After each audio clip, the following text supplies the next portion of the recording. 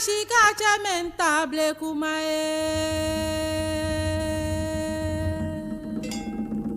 Jo Kwaley, ofane mimbanyede umanye Kembaribi TV. Achomi Juliet. Mwene Nkenya Gamashie. Ya Naa Kwaley wekushia ke akuchomi. Wakambe bana sane gbafio no wanye fane nyanya nse.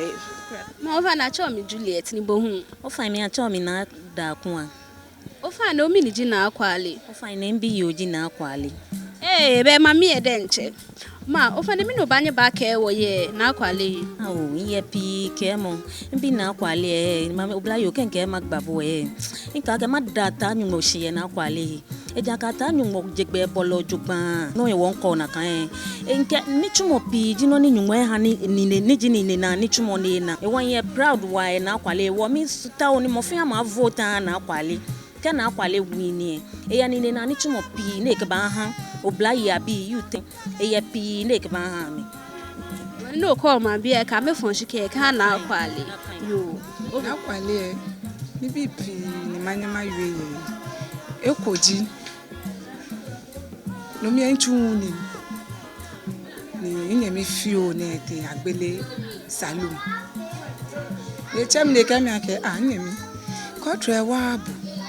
sko kaso ne na no chumo e ba wa bu ba ma chonbu ni ka o na kan be ko wi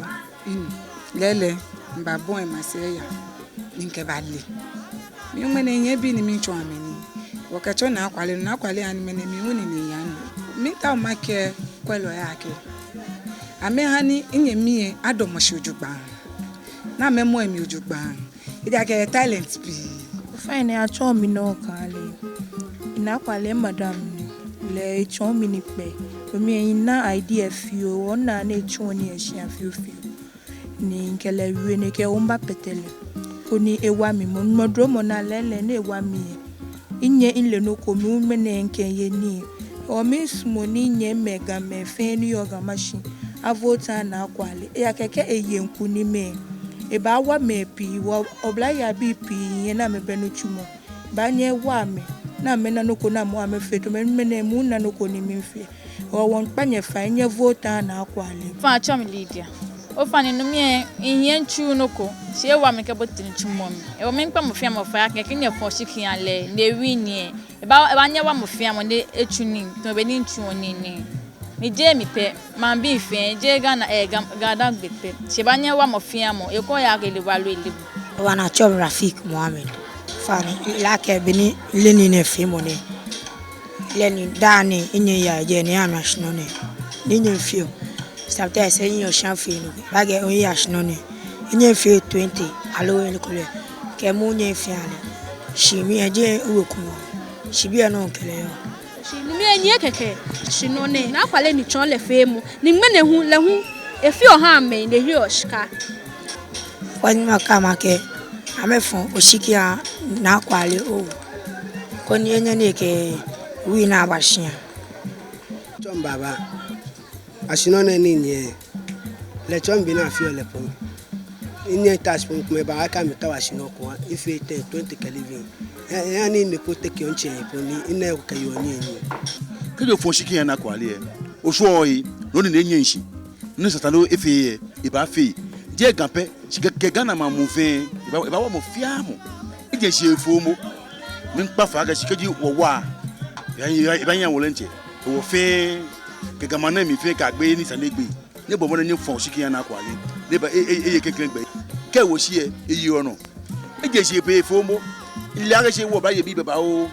le moko ni etun le ashino fe mo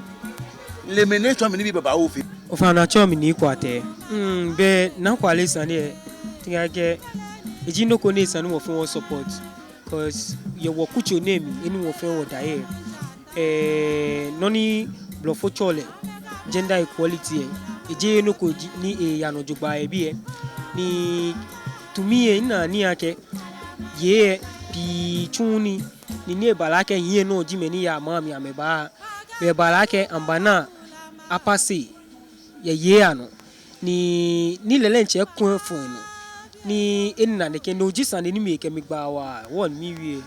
e kun fun no ni emu mo oblaye abibi na echon ami ni pe ni icho efemo ashino femo ke ni biye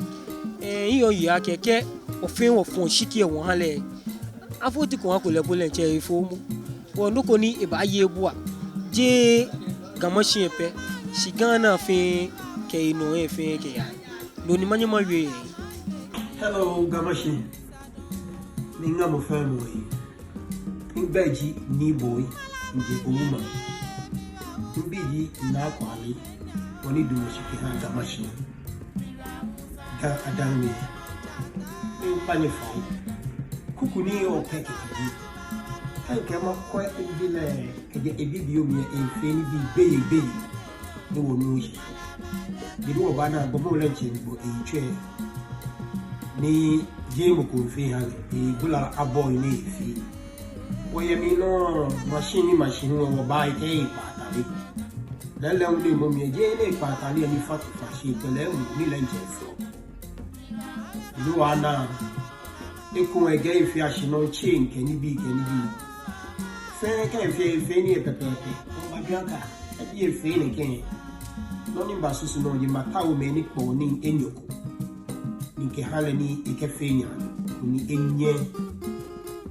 ichile ke ya hi shini ko e bomode wo no ni ba fi mba he machine ko make be yan shi fi o shi sabi anwo e bini mana domo ke itawe choma ni bini mana ebu amana ni e choma e chu efimu keneke wo shikana kuma le ne je yini bino ba bile ike ha me ameke yini ka okay ka o fi me ke le be e fa yo sanu wa wo ni ba nu ne ke adu mushikin Gamashie ni ka o lo le beka ko me nye mafi shi wo ba ni di Gamashie fe nye kenye wala wo no fi ni nye ka ba Gamashie wo bomo ni na le bibio body e yo bibio na ka shi ichwe mamu ichwe da fi body ni na wo ke ma pa ni fai ni fe fio ni yo ni anu ke wa no ke chi ni ke ya fio pe ni yo ni twa ko ya ye fa ne benya nuni ni ario won panye fe fai akenye kwanye phone ni phone shikie keya *714*1 2# keha Naa Kwaley ni eke kuliyele apa Gamashie mi